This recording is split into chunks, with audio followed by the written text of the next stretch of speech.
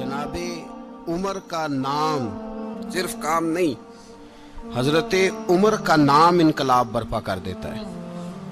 हजरत उमर का नाम कुफर के ऐवानों में, जबर, जुल्म, शिर्क की वादियों में जब हजरत उमर का नाम भी लिया जाए तो बेईमान कांपना शुरू हो जाते। हजरत उमर फारूक रदी अल्लाह ताला अन्हु। हजरत उमर मामूली शख्स नहीं, मामूली आदमी नहीं। कुछ लोग सदियों के बाद पैदा होते हैं और कुछ लोग ऐसे होते हैं जो एक ही बार पैदा होते हैं, उन जैसा दूसरा पैदा होता ही नहीं, दूसरा उन तरह का पैदा होता ही।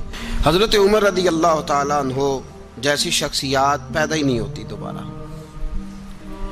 सारे सहाबा दर रिसालत माप पे खुद आए। ये वो अजीम शख्स है जिसे अल्लाह के महबूब ने अल्लाह से मांग के लिया, कहा अल्लाह ये मुझे दे दे, अल्लाह से मांग के लिया है। इसलिए सूफिया कहते हैं कुछ मुरीद होते हैं, कुछ मुराद होते हैं।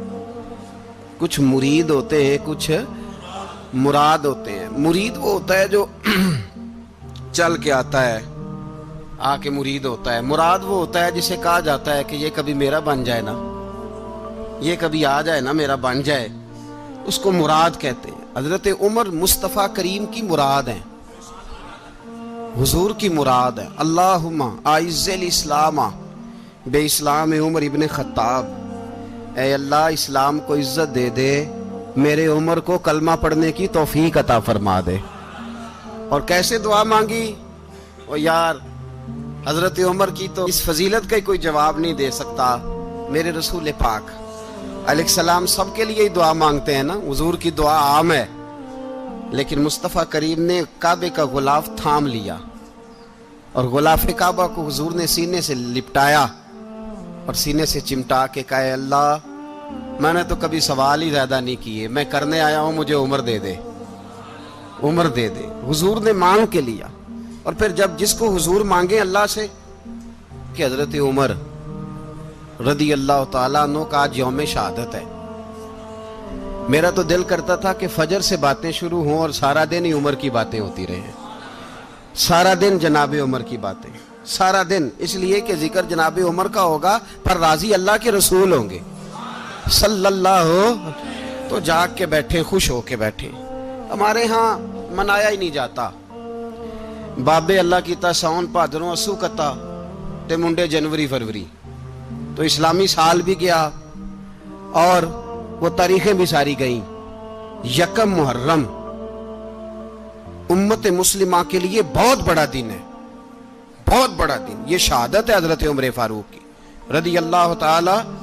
यहाँ छोटी छोटी बातों पे गवर्नमेंट छुट्टी करती फिरती है, छोटी छोटी बातों। इलेक्शन हो गया तो छुट्टी, फलां जगह पे थोड़ा सा किसी ने खबर दे दी कि कोई परेशानी है तो छुट्टी, फलां जगह ये हो गया तो छुट्टी। यहां तक कि फलां वजीर साहब फलां इलाके में आएंगे तो सारे इलाके को छुट्टी। और अब तो इससे बड़ा हाल होने लगा है, अगर जिन लोगों की सिंध में हुकूमत है उनके लीडर का दिन आया तो उस दिन छुट्टी, और जिनकी पंजाब में हुकूमत है उनका दिन आया तो छुट्टी। हमारा मुतालबा है हुकूमत पाकिस्तान से, अगर सर उठा के जीना चाहते हो तो यकम मुहर्रम को छुट्टी किया करो। अगर सर उठा के जीना चाहते हो तो यकम मुहर्रम को छुट्टी करो जनाब उमर के दिन। और मिल्लत के जवानों को बताओ कि अगर इज्जत की जिंदगी जीना चाहते हो तो उस तरह जियो जिस तरह फारूक आजम जी के गए। इज्जत और वकार की जिंदगी, जमहूरियत हजरत उमर से सीखनी पड़ेगी।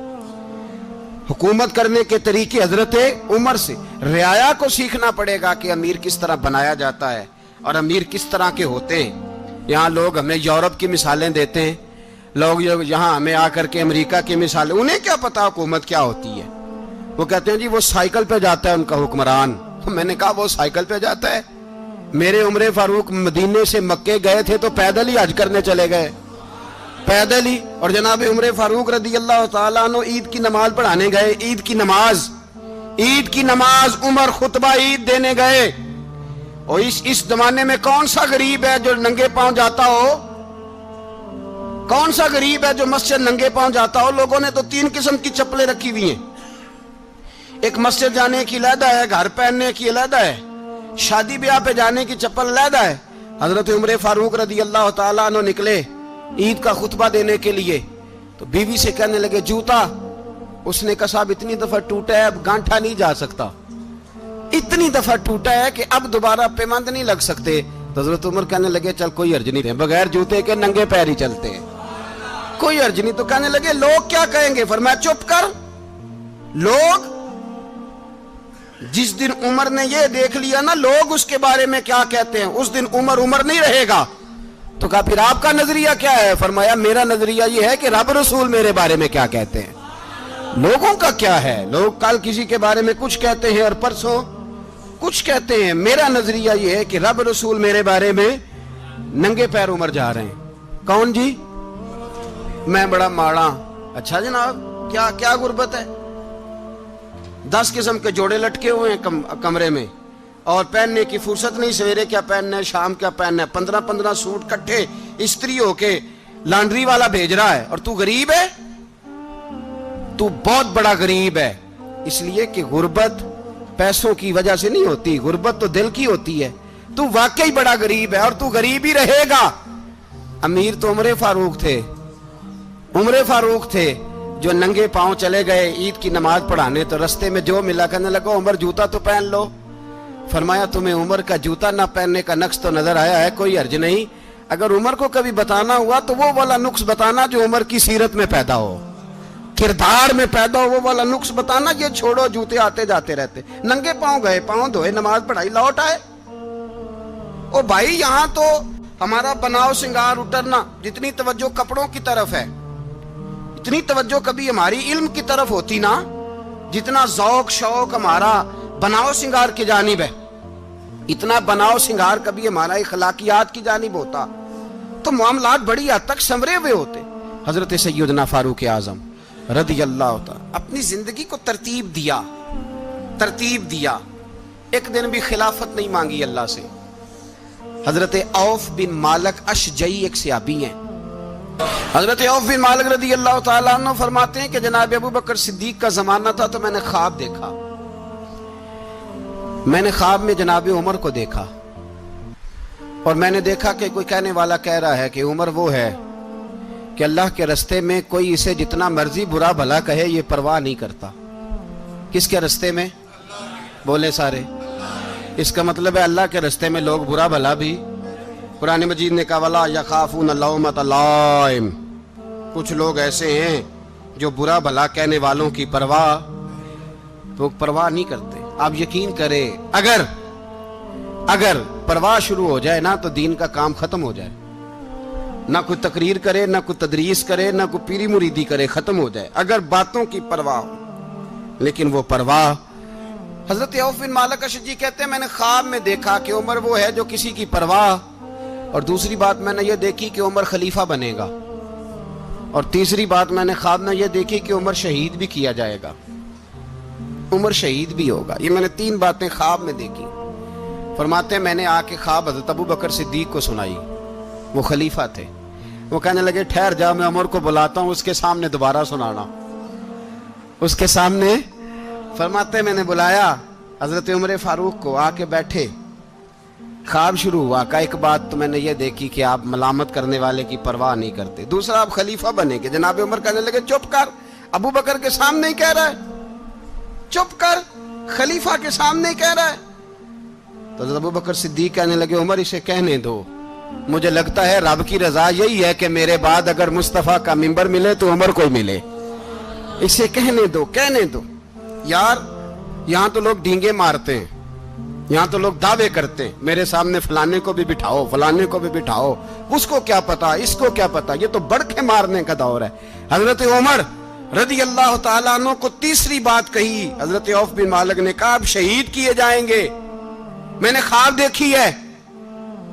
نیک لوگوں کے خواب بڑی حد تک سچے ہوتے ہیں۔ کہا میں نے خواب دیکھی ہے۔ تو حضرت عمر کہنے لگے شہید تو دلیر لوگ ہوتے ہیں، شہید تو دلیر، جسے سارا زمانہ دلیر کہہ رہا ہے وہ اپنے بارے میں کیا کہہ رہے ہیں؟ کہتے ہیں شہید تو بتلے، میں تو کاہل سا آدمی ہوں، سست آدمی ہوں، میں تو اتنا کام ہی نہیں کرتا، تو یہ خواب تو نے جو دیکھا ہے نا پھر سے دیکھنا۔ تو ابو بکر صدیق فرمانے لگے عاجزی نہ کر، انکساری نہ کر، تو جو کہہ رہا ہے ٹھیک کہہ رہا ہے، لیکن مجھے سن کے شکر بھی ہوا ہے اور افسوس بھی ہوا ہے۔ افسوس اس بات کا کہ تیرے جیسا بتلے عظیم چلا جائے گا، اور شکر اس بات کا کہ رب تجھے زندگی بھی اعزاز والی دے گا، اور شہادت کی موت دے کے اللہ تجھے موت بھی عزت والی عطا فرمائے گا۔ اللہ موت بھی تجھے عزت والی دے گا، تجھے کاہلوں جیسی موت اللہ۔ حضرت فاروق اعظم رضی اللہ، او بھائی یہاں تو اس زمانے کا سب سے بڑا مسئلہ پروٹوکول ہے۔ لوگوں پتہ ہوتا ہے کامل پیر ہے، کامل مرشد ہے، لوگ نہیں جاتے۔ میں کسی کا مرید ہو جاؤں، میرا پروٹوکول کدھر گیا؟ پتہ ہوتا ہے یہ کامل استاد ہے، میں اس کے پاس بیٹھوں گا تو میری تربیت کرے گا، لیکن لوگ شاگرد نہیں بنتے۔ میں کدھر گئی؟ یہ پروٹوکول کی مصیبت ہے نا، اس نے بڑے بڑے لوگ زیرو کر دیے، بڑے بڑے لوگ۔ اور یہ مت سمجھے کہ آپ کا وزیر اعظم پروٹوکول لیتا ہے یا آپ کا صدر پروٹوکول، وزراء، ایسی کوئی بات نہیں۔ ہم چھوٹے طبقے سے لے کر بڑے سارے پروٹوکول کے قائل ہیں۔ ہمارا تو داماد بھی کہتا ہے کہ مجھے پوچھا نہیں میں تمہارے گھر کیوں آؤں۔ ہمارا تو بھائی ہر شخص اعلان کرتا ہے پروٹوکول کا، فلانے نے عزت نہیں دی تو واپس آ جاؤ، فلانے نے سلوٹ نہیں کیا تو واپس آ جاؤ۔ لوگ جہاں سلوٹ کرنا چاہیے وہاں بھی سلوٹ کرانے کے قائل ہیں۔ پر حضرت عمر رضی اللہ تعالی، حضرت عمر کی سادگی اور پھر جناب عمر کی عاجزی، جب انسان اپنے اوپر سوار کر لیتا ہے نا، سوار کر لیتا ہے، میں بدکار پرانا خادم، کسے در ملی نٹ ہوئی، تے واصف یار نے نظر جو کی تھی تے واصف ہی۔ میں اکثر سوچتا ہوں حضور نے جہاں بھی کہا نا، فرمایا میرے بعد نبی ہوتے تو خطاب کے بیٹے عمر ہوتے۔ حضور نے فرمایا عمر جس رستے سے جاتا ہے شیطان وہ رستہ بدل جاتا ہے۔ نبی پاک صلی اللہ علیہ وسلم نے فرمایا میرا عمر وہ ہے کہ اس کی زبان پر حق جاری ہے۔ حضور علیہ السلام نے فرمایا 950 سال حضرت جبریل میرے عمر کی شان بیان کریں تو ان کی عظمت ختم نہیں ہوتی۔ 950 سال جبریل عظمت بیان کرے تو ختم نہیں ہوتی۔ یہ بات ہے حضرت عمر کی، اور فرمایا عمر ابو بکر کی نیکیوں میں سے ایک نیکی ہے، یہ شان ہے اب عمر فاروق رضی اللہ تعالیٰ عنہ کی۔ حضور نے فرمایا میرے بعد نبی ہوتے تو عمر ہوتے، جس گلی سے عمر آئے شیطان رستہ بدل جائے۔ میرے عمر فاروق کی شان 950 سال بیان ہو تو ختم نہ ہو۔ عمر کی زبان پر اللہ حق بیان کرتا ہے، جو عمر کہتا ہے وہی رب کر دیتا ہے۔ حضور ساری زندگی فضیلتیں بیان کرتے رہے، عمر جواب میں کیا کہتے ہیں؟ کوئی بتائے نا کہ یہ والی حدیثیں کبھی عمر نے بھی روایت کی ہوں کہ حضور نے میرے بارے میں یہ کہا ہے۔ یہ روایتیں وہ روایت نہیں کرتے، ان سے جب لوگ کہتے عمر تیری بڑی بات ہے تو عمر رو پڑتے، کہتے میں تو اونٹ چرانے والے باپ کا بیٹا ہوں، میں تو اونٹ چرانے والے باپ کا بیٹا، اونٹ چرا۔ اس سے آگے عمر گئے ہی نہیں ساری زندگی، اس سے آگے لفظ ہی نہیں ادا کی۔ اور میں تو بھائی اونٹ چرانے والا، میرا باپ تو اونٹ چرایا کرتا تھا، 10 اونٹ تھے، میری ڈیوٹی ہوتی تھی، سنبھالے نہیں جاتے تھے، ابا ڈنڈوں سے مارتا تھا۔ ساری زندگی عمر حج کرنے گئے، ایک خشک تنا کھجور کا عمر فاروق رضی اللہ تعالیٰ عنہ نے اس کو اپنے کلاوے میں لیا، رونے لگے۔ لوگوں نے کہا عمر کیا ہوا؟ فرمانے لگے یہاں میں اونٹ چرایا کرتا تھا، یہاں میں اونٹ چراتا تھا، 10 اونٹ سنبھالے نہیں جاتے تھے۔ دیکھو رسول اللہ کی شان، آج ساری امت چلانے کا طریقہ عطا فرما دیا ہے، ساری نظریے سے پیار۔ یار پیسہ کس کو برا لگتا ہے؟ آپ جس آدمی کی 50 کروڑ کی پراپرٹی ہے اس کو پوچھیں سب سے غریب، آپ کو وہی نظر آئے گا، وہ کہے گا میں ٹائٹ ہوں۔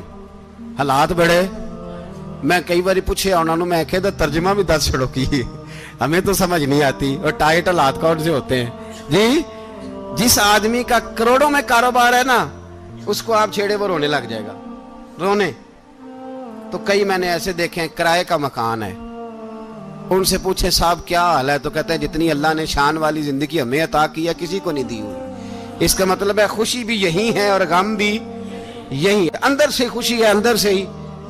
تو نے اگر راضی رہنا ہے تو ادھر سے رہنا ہے، ناراض رہنا ہے تو بس اپنے آپ کو خوش رکھے گا تو ہو جائے گا۔ سارے صحابہ مل کے آئے، کہنے لگے عمر فاروق سے کہنا ہے نبی پاک کے زمانے میں تو ظاہراً غربت تھی، ابو بکر کے دور میں بھی غربت تھی، اب تو بڑا محال ہے،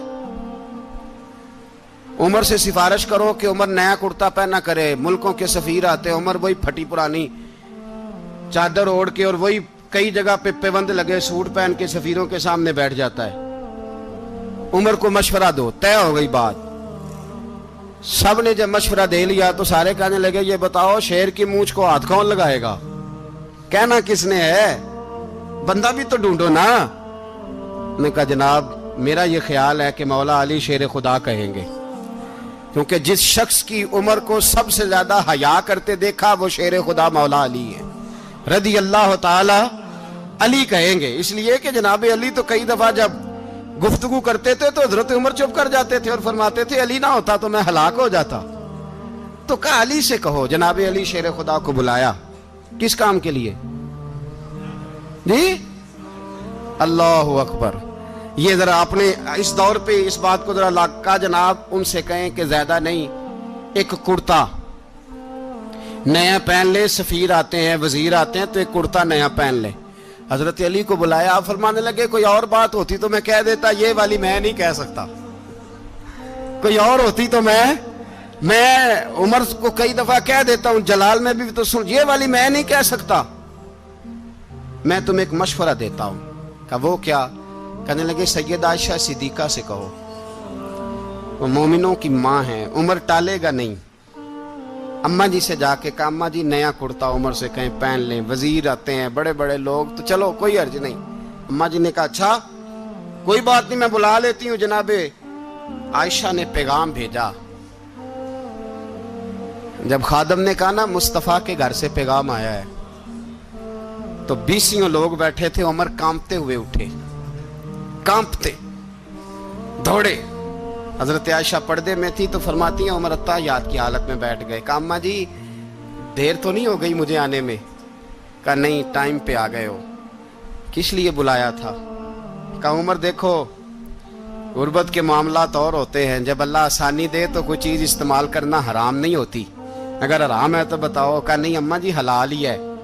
تو فرمایا پھر اتنے سفیر آتے ہیں مشیر آتے ہیں، اب تو مال غنیمت بڑا آتا ہے، ڈھیر لگ جاتے ہیں مسجد میں، تو چل ایک نیا کرتا تم بھی پہن لیا کرو، اور آپ نیا کرتا پہنو گے تو دھاک بیٹھے گی غیروں پر۔ تو صحابہ کا مشورہ ہے کہ آپ نیا لباس پہنے۔ اماں جی کہتی ہے میں نے حکم دیا تو عمر چپ کر گئے، گردن جھک گئی۔ تھوڑی دیر کے بعد سیدنا عمر فاروق نے سر اٹھایا تو داڑھی پہ آنسو گر رہے تھے، رو پڑے، کہنے لگے پاک محبوب کی پاک بیوی جیسے حکم کرتی ہو میں حاضر ہوں، پر مجھے وہ والا لباس پہنانا جو میرے مصطفیٰ نے پسند فرمایا ہے، اگر یہ رنگ رسول پاک کا ہے تو میں حاضر ہوں، اور اگر نبی پاک کا نہیں تو پھر جیسے آپ حکم کریں۔ جناب عائشہ کہتے ہیں عمر روئے تو میں زیادہ روئی، میرا پلو بھیگ گیا آنسوؤں سے۔ میں نے کہا عمر آپ جائیے۔ عمر یوں نکلے تو جو صحابہ کھڑے تھے وہ کونے میں تھے، سارے آ گئے۔ کہا اماں جی کیا بناؤ؟ فرمایا بھائی تم سب جو باتیں کہتے ہو وہ اپنی جگہ ٹھیک ہیں، پر عمر جو بات کرتا ہے وہ سب سے زیادہ ٹھیک ہے۔ عمر جس پہلو پر بات کرتا ہے وہ یار ایسی عاجزی، ایسا رنگ، ایسا انداز، ایسا طرز حیات، ایسی زندگی۔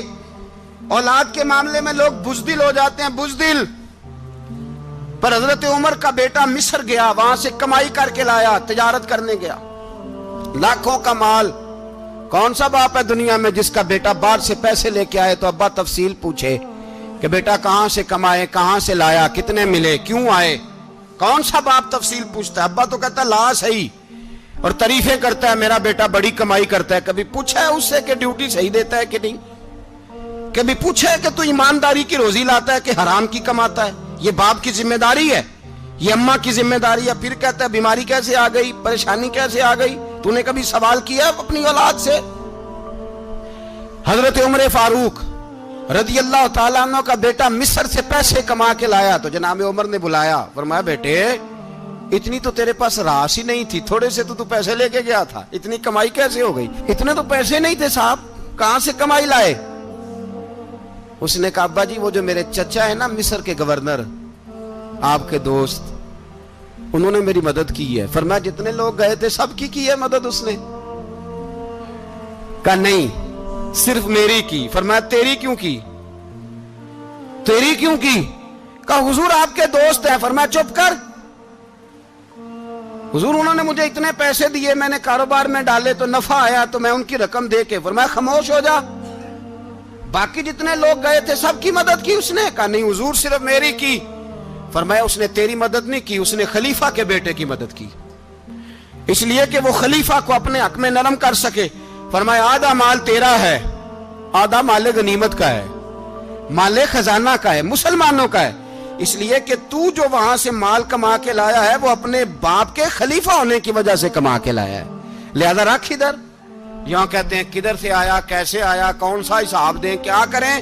او بھائی حضرت عمر رضی اللہ تعالیٰ عنہ کا اپنی اولاد کے بارے میں یہ رنگ ہے. ایک جنگ سے نا خوشبو آئی, خوشبو بڑی مہنگی ہوتی تھی, عرب میں خوشبو آج بھی بڑی مہنگی ہے, وہ زیادہ استعمال کرتے ہیں. میری باتوں کی سمجھ آ رہی ہے میرے بھائیوں؟ بڑی مہنگی خوشبو تھی. جب وہ خوشبو آئی تو حضرت عمر نے کہا, گھر میں پہلے پہنچی حضرت عمر کے, چونکہ زیادہ عورتیں استعمال کرتی تھی گھر کے اندر خوشبو, مرد بھی لگاتے تھے. حضرت عمر نے اپنی بیوی سے کہا, آپ کی زوجہ تو تھی وہ بڑی خوشبو کو پسند کرتی تھی. حضرت عمر نے اپنی زوجہ سے کہا کہ خوشبو لاؤ, میں نے ایک عورت کی ڈیوٹی لگائی ہے, وہ خوشبو تول کے نا تو حصہ برابر صحابہ میں بانٹ دے گی. تو آپ کی زوجہ کہنے لگی کسی بی بی کی ڈیوٹی لگانے کی کیا ضرورت تھی, میں جو موجود تھی میں بانٹ دیتی ہوں تول کے حصہ برابر. آپ نے فرمایا نہیں تو رہنے دے, اور فلانی بی بی بانٹے گی. کہا حضور میں نے بھی بانٹنی ہے, میرے پہ کچھ حق ہے؟ آپ نے فرمایا نہیں تو تفصیل نہ پوچھ, تو خوشبو دے دے, کوئی اور بانٹے گی. خاتون خانہ تھی نا, کہنے لگی نہیں مجھے بھی آج آپ کو بتانا ہی پڑے گا کہ کوئی جو بانٹ سکتی ہے تو میں کیوں نہیں بانٹ سکتی. زوجہ کہتی عمر نے بات کی تو میری چیخیں نکل گئی. حضرت عمر فرمانے لگے جب تو خوشبو بانٹے گی نا تیرے ہاتھوں کو بھی لگے گی, تیرے دوپٹوں کو بھی لگ جائے گی. اگر رب کریم نے مجھ سے سوال پوچھا کہ عمر خوشبو تو مسلمانوں کی تھی, تیری بیوی کے دوپٹے کو کیوں لگ گئی, تو میں اللہ کے حضور کیا جواب دوں گا؟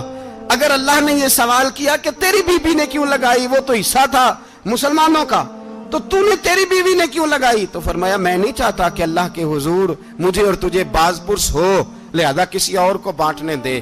زوجہ روئی اور تڑپ کے کہنے لگی عمر مجھے لگتا ہے صبح قیامت بھی تیری بیوی ہونے کی وجہ سے اللہ مجھے جنت عطا فرما دے گا, تیری زوجہ ہونے کی برکت سے. بھائی یہ معیار رکھا, خدا کی قسم ایسا شخص تاریخ میں دوبارہ نہیں آیا. اتنا بڑا آدمی, اتنا بڑا شخص, اتنا بڑا آدمی, اور پھر رنگ یہ ہے کہ عمر 22 لاکھ مربع میل کا حکمران, 22 لاکھ, اور کھجور کے درخت کے نیچے مٹی کا ڈھیلا لے کے سو گئے ہیں, پرواہ کوئی نہیں, کوئی مسئلہ ہی نہیں. 2 غلام ساتھ بیٹھے تو ایک روٹی حضرت عمر نے گھر سے منگوائی, تھوڑا سا سرکہ, تو غلام کہنے لگے ہم نے بھی کھانی ہے. فرمایا کوئی حرج نہیں, روٹی کو پیٹ بھر کے کھانا ضروری تو نہیں, 3 حصوں میں بانٹ لیتے ہیں. ایک آدمی آیا ہوا تھا مصر کا رہنے والا ملنے کے لیے, اس نے پوچھا عمر کدھر ہیں, تو کہا وہ ادھر جاؤ مسجد میں بیٹھے ہوں گے. اور واپس آیا تو کہنے لگا وہاں تو 3 غلام بیٹھے ہیں, ایک روٹی بانٹ کے کھا رہے ہیں, لگتا ہے کئی دنوں سے روٹی نہیں ملی. کہا 3 غلام تو کوئی نہیں, وہاں 2 ہی تھے, تیسرے تو امیر المومنین تھے. اس نے کہا نہیں 3 غلام ہیں, کپڑے بھی ایک طرح کے پہنے ہوئے, بلکہ 2 کے تو پھر صحیح ہیں, تیسرے کے تو زیادہ ماڑے ہیں. کپڑے بھی ایک طرح کے, کھانا پینا بھی ایک طرح کا, اور ان کا نشست برخاست بھی ایک طرح کی ہے, لہذا کوئی فرق نہیں. حضرت ابو ہریرہ کہتے ہیں میں لے کے آیا, اور جناب عمر کو جب میں نے کچی زمین میں تامت سمیٹ بیٹھے دیکھا تو میں رو پڑا.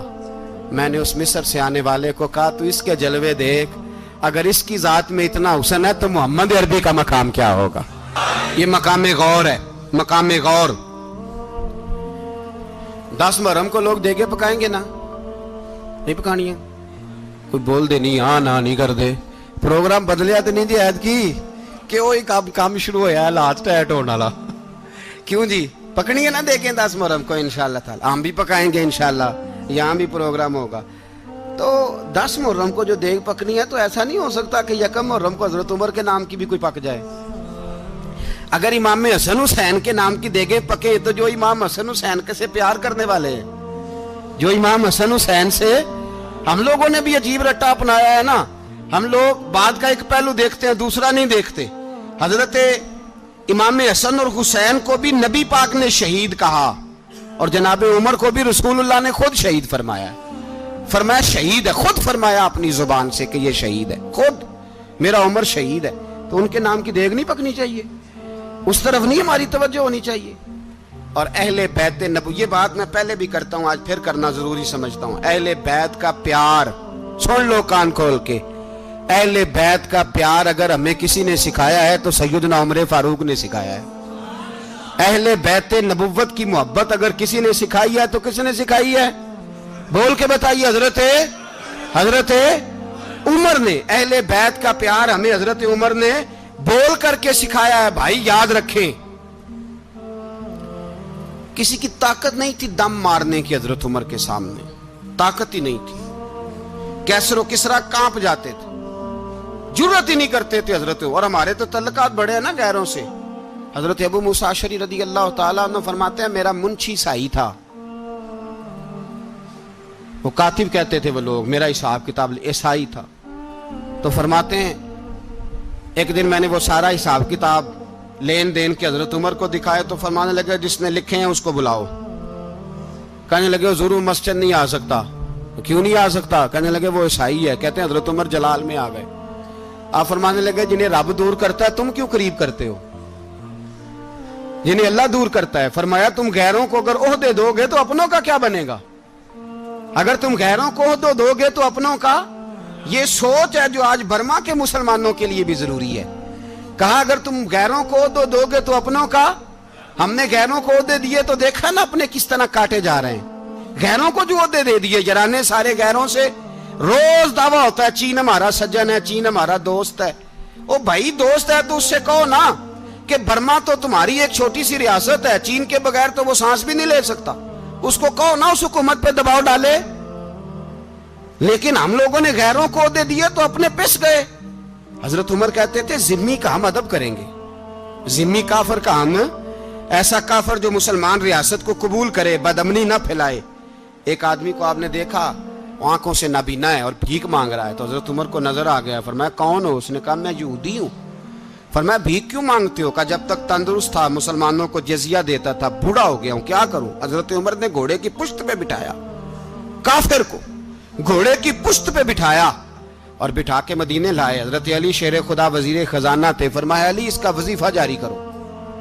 کہا یہ کون ہے؟ فرمایا یہ یہودی ہے لیکن یہ ہمیں جزیہ دیتا رہا، بوڑھا ہو گیا بیچارہ، بھیک مانگنے پہ مجبور ہے، ہماری حکومت کے اندر رہتا ہے، اس کا پورا وظیفہ جتنا خرچہ اتنا وظیفہ لگاؤ۔ حضرت علی کہتے ہیں میں وظیفہ لگا رہا تھا اور وہ میرے نبی کا کلمہ پڑھ رہا تھا، وہ رسول اللہ کا کلمہ پڑھ رہا تھا۔ یہ مزاج، یہ نہیں کہ کافر۔ حضرت عمر نے گورنروں کو خط لکھے تھے کہ زبردستی کسی کو مسلمان نہیں کرنا، جہاں ان کی عبادت گاہیں بنی ہو گرانی نہیں، کوئی مندر کوئی گرجا ضائع نہیں کرنا۔ اسلام سب کو جینے کا موقع دیتا ہے، پر بے ایمانو ظالمو بدذاتو تمہیں یہ کہتا ہے کہ ہم تمہیں جینے کا موقع دیتے، تم بھی مسلمانوں کو جینے کا موقع دو۔ یہ جہاں بستے ہیں جہاں رہتے ہیں انہیں وہاں جینے کا موقع دو، انہیں بھی اللہ اکبر کہنے کا موقع دو، انہیں بھی قرآن پڑھنے کا موقع دو، انہیں بھی رسول اللہ پر درود پڑھنے کا موقع دو۔ ہمارے ملک میں عیسائی اپنی مرضی سے کھلے عام تبلیغ کرتے ہیں، یہاں تو چینل چلائے ہیں عیسائیوں نے۔ کسی مذہبی جماعت نے کبھی جلوس نکالا ہے کہ عیسائیوں کا چینل بند کرو؟ بولے نکلا ہے کہ نہیں نکلا؟ کتنے ظلم کی بات ہے۔ ہم جب غیر کو اتنا تحفظ دیتے ہیں، اتنا تحفظ دیتے ہیں، ہم نے دیکھا ہے، مجھے بیسیوں لوگوں نے عید پہ ٹیلی فون کیے کہ عیسائیوں کو قربانی کا گوشت دے لیں، مجبور ہیں جی، دروازے پہ آ گئے ہیں، ہمارے کام کاج کرتے ہیں۔ بیسیوں لوگ، عام آدمی کے دل میں ان کا اتنا جذبہ ہے، وہ مسائل کا بیان کرنا ایک علیحدہ بات، لیکن ہمارے دل کافر کے حق میں بھی نرم ہو جاتے ہیں۔ تم کس قدر زیادہ بے ایمان ہو اور کفر کس قدر زیادہ ذلیل ہو گیا ہے کہ مسلمان کے حق میں نرم ہوتا ہی نہیں۔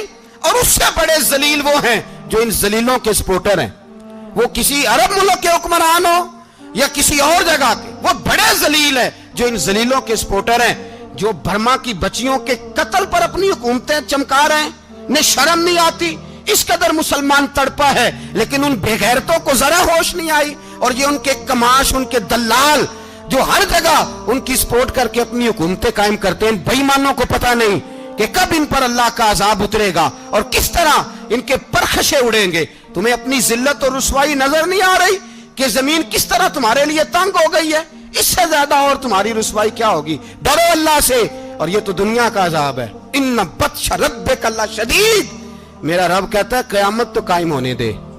इतना सख्त तेरे रब की पकड़ है, इतनी किसी दूसरे की हो सकती? याद रखें और थोड़ा एहतियात करें हम सब लोग भी, जो हम लोग आधी जुबान बोल के भी इनकी सपोर्ट करते। अब शर्म आनी चाहिए हमें इन हुकूमतों की सपोर्ट करते जो मुसलमानों की लाशों के ऊपर हुकूमतें कायम करते हैं। शर्म आनी चाहिए। बहरहाल बात दूर निकल जाएगी और मैं अपने मजमून पे रहता हूं। अहले बैत का प्यार अगर सिखाया है तो जनाब उमर ने सिखाया है, रदी अल्लाह ताला अन्हो। इमाम हसन मिलने, आप यकीन करें मैं जब इस वाकया को पढ़ता हूं तो मेरा दिल झूम जाता है। मैं कहता हूं यार, डाटा होना अपनी जगह पे, इश्क होना अपनी जगह पे, इंसान का बावकार होना अपनी जगह। जहां खड़े होना था वहां ये खड़े होते थे, और जहां झुकना था वहां ये इन लोगों में इकबाल ने कहा था, तेरी निगाह नाज से दोनों मुराद पा गए, अकले गियाबो जुस्तजू इश्के हुजूरो इस तरह। जहां अगर आया है सामने कैसरो किसरा तो उमर जैसा दलेर कोई नहीं, अगर सामने आया ईरान का बादशाह तो उमर जैसा तगड़ा कोई नहीं, अगर आया है सामने गुस्सान का बादशाह तो उमर जैसा आदिल कोई नहीं। लेकिन अगर अली का बेटा आया है, अगर फातिमा के लाल पारे आए हैं, तो फिर फारूक आजम से जैसा मुहिब कोई नहीं, फिर उनसे जैसा प्यार करने वाला कोई नहीं। अंदर बैठे हैं जनाब उमर, अंदर तन्हाई में कुछ वजीरों से गुफ्तगू हो रही है, मीटिंगें जारी हैं। आपके बेटे मिलने आए जनाबे अब्दुल्ला इब्ने उमर, अब्बा जी मिलने आए। बात ठहरो, बात कर रहा हूं, कोई ना अंदर आए। साहबजादा बाहर खड़ा है। थोड़ी देर गुजरी तो इमाम हसन भी आ गए। कौन आए? आपको अजब मिलेगा इमाम साहब का नाम लेने से, वो सरदार हैं जन्नतियों। कौन आए? सारे बोलिए, इमाम हसन। तेरी नस्ल पाक में है बच्चा बच्चा नूर का, तू है ने नूर तेरा सब घराना। इमाम हसन आए तो हजरत अब्दुल्ला इब्ने उमर को दरवाजे पे खड़े देखा। कहा अमीरुल मोमिनीन कहाँ हैं? कहने लगे हजरत उमर के बेटे। कहने लगे वो अंदर बैठे, कुछ मीटिंग हो रही है और उन्होंने कहा कोई अंदर ना आए, लेकिन आप जाना चाहें तो चले जाएं, आप जाना चाहें तो। तेरी नस्ल पाक में है बच्चा बच्चा नूर, आप जाना चाहें तो चले जाएं। तो उन्होंने कहा जब आप बाहर खड़े हैं तो मुझे कोई इतना जरूरी काम नहीं, और अभी जोर की नमाज थोड़ी देर में होगी, मैं मस्जिद में मिल लूंगा अमीरुल मोमिनीन से। ये बात कह के इमाम हसन चले गए। यार इतनी बड़ी बात नहीं थी, इतनी बड़ी बात नहीं थी। वो मेरे उस्तादों का बेटा भी आए तो कहा ठीक है जी वो सोए हुए हैं, तो कोई गर्ज नहीं यार, मैं ठहर के आ जाऊंगा। कोई बड़ी बात नहीं थी, देखा जाए तो बड़ी बात नहीं थी, पर बात बहुत बड़ी थी, इसलिए कि ये खाली हसन नहीं, ये हसन इब्ने अली है, ये हजरत फातिमा के लख्ते जिगर। हजरत उमर बाहर निकले, अब्दुल्ला इब्ने उमर से पूछा कोई आया तो नहीं? तो कहा हुजूर इमाम हसन आए थे। तो कहा फिर शहजादे को अंदर क्यों नहीं भेजा? कहा मैंने कहा था। वो कहने लगे अगर अमीरुल मोमिनीन मसरूफ हैं तो मैं जोहर में मिल लूंगा। हजरत उमर रोने लगे, फरमाया बेटे तूने अच्छा नहीं किया। फिर मस्जिद नहीं गए, सीधे इमाम हसन के दरवाजे दस्तक दी। इमाम हसन बाहर आए, कहा शहजादे आए थे तो मिले क्यों नहीं? तो इमाम हसन कहने लगे हुजूर आपका अपना बेटा दरवाजे पे खड़ा था, आपका अपना बेटा दरवाजे पे खड़ा था, और मना भी किया था आपने, तो मैं जोर में मिल लेता। हजरत इमाम हसन फरमाते जोशे जज्बात में जनाबे उमर ने सर से पगड़ी उतार दी, जोशे जज्बात में। कहने लगे हसन मेरे बेटे का और आपका क्या मुकाबला? क्या उसकी मां का नाम फातिमा ज़हरा है? क्या उसकी नानी का नाम खतीजतुल कुबरा है? क्या उसके नाने का नाम मोहम्मद मुस्तफा है? आपका और उसका क्या मुकाबला? फिर रो पड़े और कहने लगे बेटे मैं मक्के के सहराओं में ऊंट चराया करता था, ये जो मेरे सर पर इज्जत के बाल हैं ये तेरे नाने के उगाए हुए, मैं मक्के के खबरदार शहजादे खबरदार। ओ भाई अहले बैते नबुव्वत के अदब का रंग अगर सिखाया है तो सैयदना उमर ने सिखाया है। हजरत उमर फारूक अथॉरिटी है, इस्लाम की अथॉरिटी। यकम मुहर्रम हजरत उमर की शहादत है। यहूदी बोल उठा, काफिर बोल उठा, अगर 6 महीने उमर दुनिया में और रहते तो दुनिया में कोई काफिर मौजूद न होता। 6 महीने। और जब इस बतले जलील का जनाजा उठा, अल्लाह, बुखारी पढ़िए ना, अल्लाह मरजुकना शहादतन फी सबीलिक, अल्लाह बिस्तरे की मौत ना देना, शहादत की देना। उमर शहीद हुए, मस्जिद नबी में नमाज पढ़ाते, और जब जनाजा उठा तो मदीने का फिर पीछे जो दलेर बचे वो मौला अली थे। मौला अली, जनाब उमर का जनाजा उठा तो सबसे पहली हाय जो निकली वो हजरत अली की जुबान से निकली, और हजरत अली सारी दाढ़ी आंसुओं से भर गई। लोगों ने कहा कि अली क्या हुआ? फरमाने लगे तुम देख नहीं रहे जनाजा किसका उठा है, पलट के देखो तो सही, तुम पता नहीं है कौन गया है। कहा हुजूर क्या हुआ? आप फरमाने लगे उमर इस तरह के काम करके गया है, अब इनके रस्तों पे कौन चलेगा, कौन इसके जिगर राहे वफा में। मैं नक्श ऐसे छोड़ आया हूँ, मैं जिस मंजिल से गुजरा हूँ वो अब तक याद करती है। हजरत अली हजरत उमर के जनाजे पे खड़े होकर कहते हैं अल्लाह मुझे उस तरह के अमल करने की तौफीक दे जिस तरह की उमर करके गया। मेरे भाई, बतले अजीज, बतले हुर्रियत हजरत उमर रदी अल्लाह ताला अन्हो, जो अपनी जिंदगी इनकलाब वाली गुजार के गए। उमर जब दुनिया से गए तो 80 दिनार का कर्जा था, 22 लाख मुरब्बा मील का हुक्मरान। पर अपने बेटे से कहने लगे बेटे कोशिश करना तेरे खानदान वाले मिलके मेरा कर्जा उतार दे, मेरी कब्र पे बोझ ना रहे, और अगर खानदान वाले मदद न करें तो मेरे दोस्तों से बात करना, वो मदद न करें तो फिर अली से बात करना। इनका प्यार आपस में इतना, और तू इख्तलाफ साबित कर रहा है। 80 दिनार का कर्जा छोड़कर हजरत उमर दुनिया से गए, और जाती दफा कह गए मेरे बाद मेरे बच्चों को हुकूमत के मशवरे में भी शामिल ना करना, हुकूमत के मशवरे में भी मेरी औलाद शामिल ना हो। इतना बड़ा शख्स इतना बड़ा रंग दे के यकम मुहर्रम को जब उम्र फारूक का विशाल हुआ तो बेटे से कहने लगे अम्मा आयशा से जाके कहो मेरा भी नबी पाक के रोजे में दफन होने को दिल करता है। एक कब्र की जगह है अम्मा जी ने अपने लिए रखी है, बुखारी है बुखारी। हजरत आयशा के पास साहबजादे गए, कहने लगे अम्मा जी उमर को जख्म लग गया है, हालत बड़ी परेशानी वाली है। वो कहते हैं अगर अम्मा इजाजत दे। सैयद आयशा रो पड़ी, फरमाने लगी कि वो अपनी कब्र की जगह तो नहीं ना किसी को देता, पर उमर ने कमाल ही बड़ा किया, उसे कहो जाओ गुंबद खजरा में कयामत तक जो मुस्तफ़ा पे और अबू बकर पे सलाम पड़ेगा वो तुझ पे भी सलाम पढ़ के जाएगा, जाओ मैंने जगह दी।